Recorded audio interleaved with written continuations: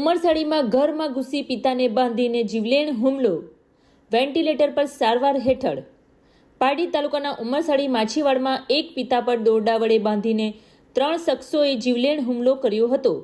ઉમરસાડી માછીવાડ નવા ફળિયા ખાતે રહેતા જીતેન્દ્રભાઈ ચીમનભાઈ ટંડેલ 16 જૂને સવારે ઘરમાં સૂઈ રહ્યા હતા ત્યારે પાડોશી બળદેવભાઈ ટંડેલ, તેની પત્ની ઇન્દુમતીબેન અને મિત્ર યજ્ઞેશભાઈ ઘરમાં ઘૂસ્યા હતા. અગાઉના ઝઘડાના પગલે તેમને ઘરની બહાર ખેંચી બાકડા પર બાંધી લાતો ગુસ્સાઓથી માર માર્યો હતો. પત્ની બચાવવા જતાં તેણીને પણ ધક્કો મારવામાં આવ્યો હતો. અન્ય પરિવારના સભ્યો પહોંચી જતા આરોપીઓ ફરાર થઈ ગયા હતા. ગંભીર ઈજાગ્રસ્ત જીતેન્દ્રભાઈને 108 એમ્બ્યુલન્સ દ્વારા પારડી મોહનદાસ હોસ્પિટલમાં ખસેડાયા છે, જ્યાં તેઓ હાલ વેન્ટિલેટર પર છે. વનિતાબેનની ફરિયાદના આધારે ત્રણેય વિરુદ્ધ પારડી પોલીસે ગુનો નોંધ્યો છે.